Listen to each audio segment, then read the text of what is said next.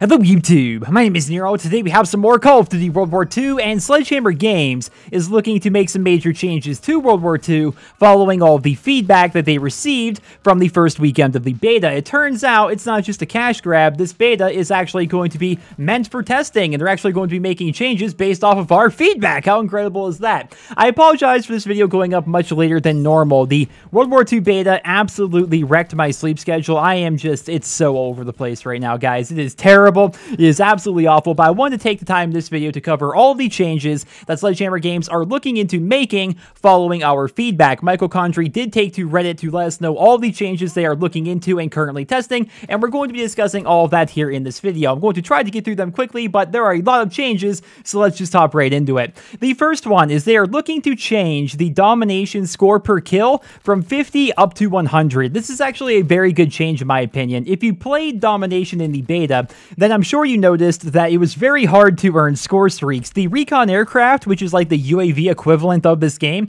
was a 10 kill streak. If you were capturing flags, which you should be, it was a 6 kill streak with 2 flag captures. Like, it was really hard to get, and it would be shot down pretty much immediately. So they're actually going to be increasing the score that you earn in Domination. Therefore, more score streaks are going to be happening more frequently, which is going to make the game mode a little bit more fun, at least in my opinion. Next up, the recon aircraft is too vulnerable to rifle damage, according to Sledgehammer Games. I talked about that in the first point. It definitely was. Here's a clip of me with the M1 Grand just shooting an airplane out of the sky like it was pretty much nothing. Like, it was way too easy to kill these things, especially for how hard they were to earn, so that's definitely a very good change in my opinion. Next up, they are going to be reducing the Molotav Cocktail to 1 charge. This is something that I don't necessarily agree with. Now, it looks powerful in the clip you guys are watching right there. I killed 3 people, goodness, but that was between 2 of them, and they were all bunched up within 5 feet of each other on a flag. If they reduce the Molotov to 1 charge, I have a feeling it's going to become the worst score streak in this entire game, which it already arguably is. It's not very good to begin with. It's the lowest one in the entire game, and I have a feeling that if they make it so it's only 1 charge, nobody's going to run this thing. Maybe in certain objective game modes where they're going to throw it on an objective and really be able to kill people off of it, but it doesn't seem like it's that powerful already. To nerf something that is already considered to be a little bit underpowered seems like a bad idea in my opinion. My recommendation to Sledgehammer is to beta test it. Allow us to have the increased score in Domination and allow us to have 2 charges of Molotov cocktails within weekend 2 of the beta, and we can test whether or not it's actually too powerful. That's my recommendation. We're going to have to see how it plays out. Next up, and I could talk about this one for half an hour, guys, they are looking into potentially nerfing incendiary shells on shotguns as well as having them set to off by default. Now what that means is every time you spawn in with a shotgun, you would have to manually load in your incendiary shells. They won't just be there by default.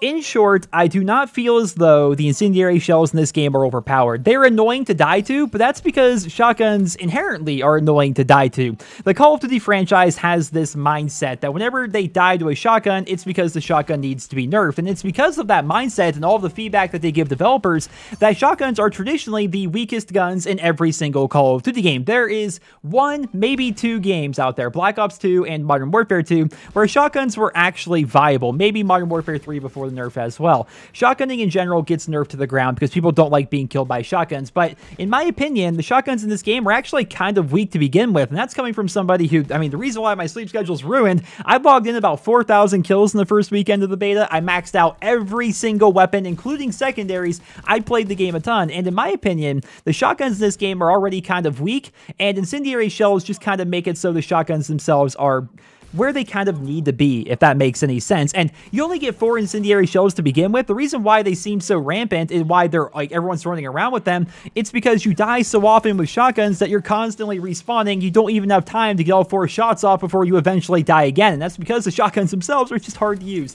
So I don't know. I hate to see games where they nerf shotguns and make it so shotguns are unviable. I would much rather have shotguns be viable. We're going to have to see. I'm interested to learn what changes they have in store for the incendiary shells and the shotguns shotgun class in general.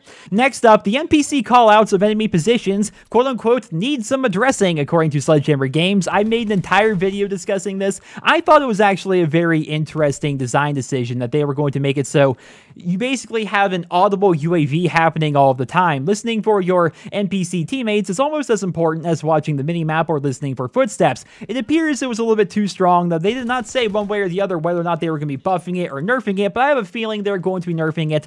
I did play the beta a ton, again, during weekend 1. I'm going to be playing it a ton during weekend 2, and we're going to see whether or not they decide to buff or nerf the NPC callouts. I'm interested to learn more about that. Next up, they are going to be increasing the team deathmatch score limit to 100 kills. That's actually a really good change in my opinion. The maps in this game, at least in the beta, are very small, and as a result, team deathmatch was on average going like 4 minutes, 5 minutes, maybe 6 minutes. In my opinion, a good sweet spot is like 7 or 8 minutes, and so by doing this, they're going to make it so the matches themselves have a little bit more substance. I would love to hear what you guys think about that down there in the comment section below.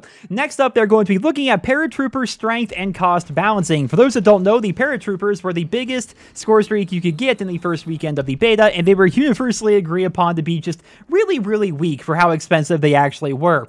I was getting tweets from people who were actually earning these things. I didn't even try for them because I saw how weak they were, who said on average they would account for 1, maybe 2 kills, and that is unreasonable for how expensive they are. So they're either going to be buffed or they're going to be costing a lot less going forward. We're going to have to see how that plays out. Now, the rest of these are actually going to be changes to the game that aren't necessarily going to affect gameplay, but they are definitely some pretty big changes nonetheless. They are going to be adding colorblind support options. Why were they not there to begin with? They're going to be working on hit feedback and headshot indicators. They're going to be supporting more controller configurations going forward, and they're going to be adjusting the sprint out to ADS time, which apparently that was an issue. I had no problems with that really whatsoever, but we're going to have to see what changes they have in store for us for the second weekend of the beta. Speaking of the second weekend of the beta, they are going to be gradually increasing the level cap all the way up to 40 within the second weekend, which is going to allow us to unlock a lot more things. I'm definitely very excited about that. PlayStation is going to be hosting a live stream tomorrow with Sledgehammer Games, where they will be showing off various aspects of the Weekend 2 features, and potentially even showing off some of the new weapons we're going to unlock, as well as maybe the mysterious new map and new mode that were teased to us previously. Well, ladies and gentlemen, that's pretty much all I have for you guys in today's video. Thank you so much for watching. Again, apologies for it going up so late. I really need to fix my sleep schedule.